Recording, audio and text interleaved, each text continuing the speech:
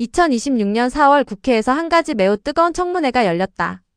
바로 쌍방울 사건에 관한 국회 특별위원회 청문회다. 이 청문회는 겉으로는 과거 검찰 수사 과정을 살펴보는 자리처럼 보였다. 하지만 실제로는 현재 대통령 이재명을 둘러싼 정치 싸움의 중심이 되었다. 이 청문회가 왜 이렇게 중요한가? 그것을 이해하려면 먼저 민주당이 주장하는 핵심 내용을 알아야 한다. 민주당의 주장은 간단하다. 검찰이 이재명 당시 경기도 지사를 정치적으로 공격하기 위해 쌍방울 사건을 조작했다는 것이다. 단순한 비위가 아니라 국가 권력이 대통령 후보자를 음해했다는 심각한 주장이다. 민주당은 이번 청문회를 통해 검찰의 위법 수사를 드러내겠다고 선언했다. 민주당의 주요 주장은 이거다. 검사들이 증인들을 강압했다. 거짓 진술을 유도했다. 증거를 오염시켰다. 심지어 증언을 조작했다고까지 주장한다. 그리고 이 모든 것의 증거로 제시한 것이 바로 연어의 소주파티 논란이었다. 연어의 소주파티가 뭐냐고? 민주당이 주장하기로는 검사들이 핵심 용의자들을 비싼 횟집에 데려가서 술과 안주를 대접하면서 유리한 증언을 해달라고 요구했다는 것이다. 마치 거래를 하듯이 말이다. 그렇다면 이 주장들이 사실일까? 청문회 현장에서 뭐가 벌어졌는지 살펴보자. 가장 핵심이 되는 증인은 박상용 검사다. 이 사건을 주도한 검사가 바로 박상용이다. 그런데 박상용 검사가 청문회에 증인으로 출석했을 때 뭘 했는가? 선서를 거부했다. 증인 선서를 하지 않겠다고 말한 것이다. 이것은 청문회장의 즉시 긴장을 불러일으켰다. 그 다음은 쌍방울 김성태 전 회장의 증언이었다. 민주당은 김성태가 연어의 소주파티에서 술을 마셨다고 증언할 것을 기대했을 것이다. 하지만 김성태는 뭐라고 말했는가? 술을 마신 적이 없다고 명확하게 부인했다. 그는 더 나아가 자신이 수사 과정에서 목에 줄이 묶이고 수갑이 채워졌다고 증언했다. 검사들이 친절하게 술을 대접한 것이 아니라 강압적으로 대했다는 뜻이다. 그런데 또 다른 증인이 나왔다. 쌍방울의 전 임원 박상웅이다. 그는 흥미로운 증언을 했다. 자신이 검찰청 근처에서 소주를 샀긴 했다고 인정했다. 하지만 그 소주를 누구와 함께 마신 게 아니라 자기 자동차 안에서 혼자 마셨다고 했다. 개인적인 고통 때문에 혼자 먹었다는 뜻이다. 검사들과 함께 마신 게 아니라는 것이다. 이렇게 증인들의 증언이 엇갈렸다. 민주당이 기대한 증거는 나오지 않았다. 오히려 쌍방울 측에서 연어의 소주파티 따위는 없었다고 부인해버렸다. 그런데 또 다른 중요한 증언이 있었다. 김성태 전 회장이 한 말이다. 그는 나는 이재명을 본 적도 없고 만난 적도 없다고 증언했다. 이것은 매우 중요한 증언이다. 왜냐하면 이재명이 이 송금 사건과 무관하다는 증거가 될 수 있기 때문이다. 하지만 여기서 또 다른 증인이 나타났다. 쌍방울의 전 부회장 방용철이었다. 그는 완전히 다른 증언을 했다. 그는 2019년 7월 필리핀에서 북한 요원 리오남을 만났다고 증언했다.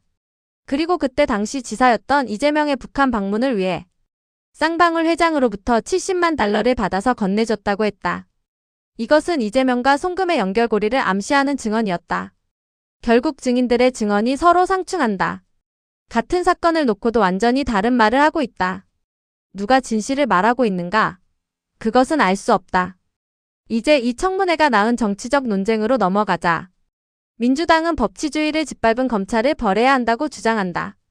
그들은 대통령 후보자를 정치적으로 공격한 검찰의 문제를 특별검사가 조사해야 한다고 강력하게 주장한다.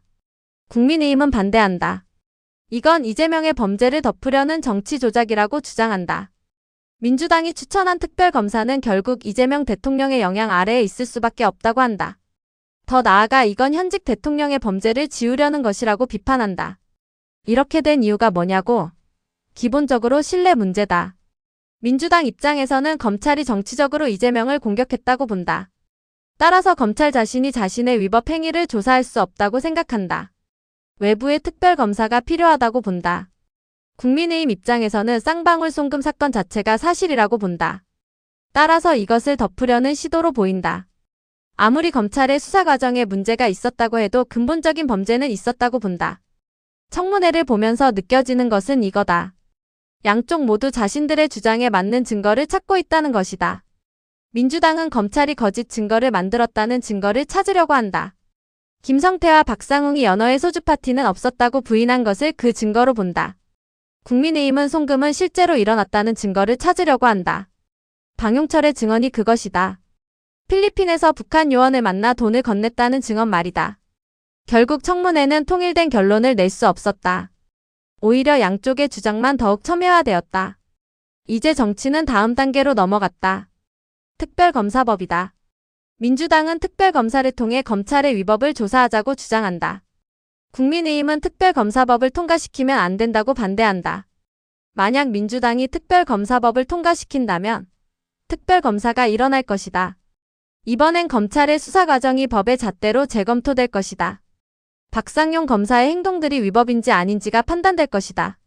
만약 국민의힘이 통과를 막는다면 검찰의 수사는 유지될 것이다. 이재명은 계속 재판을 받을 것이다. 이 모든 것의 핵심은 뭘까? 바로 대통령의 법적 책임을 어떻게 볼 것인가에 관한 것이다. 민주당은 이재명 대통령은 피해자라고 본다. 검찰의 정치적 공격의 피해자라는 뜻이다. 따라서 검찰을 벌해야 한다고 생각한다. 국민의힘은 이재명 대통령은 가해자라고 본다.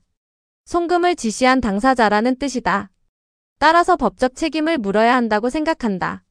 이 싸움은 법정을 떠나 정치 무대로 옮겨갔다. 그리고 4월의 청문회는 그 싸움의 또 다른 라운드일 뿐이다. 청문회 이후 뭐가 달라졌는가? 실제로는 별로 달라진 게 없다. 양쪽의 주장은 여전히 맞서고 있다. 증인들의 증언도 여전히 상충하고 있다. 진실이 뭔지는 여전히 불명확하다. 하지만 한 가지는 명확하다.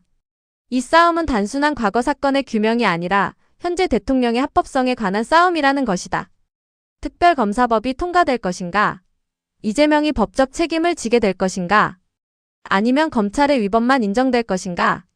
이 모든 것은 앞으로의 정치 과정에서 결정될 것이다. 쌍방울 사건은 단순한 과거의 스캔들이 아니다. 현재 한국 정치의 가장 큰 싸움이다. 그리고 그 싸움의 결과가 한국 정치의 미래를 결정할 것이다.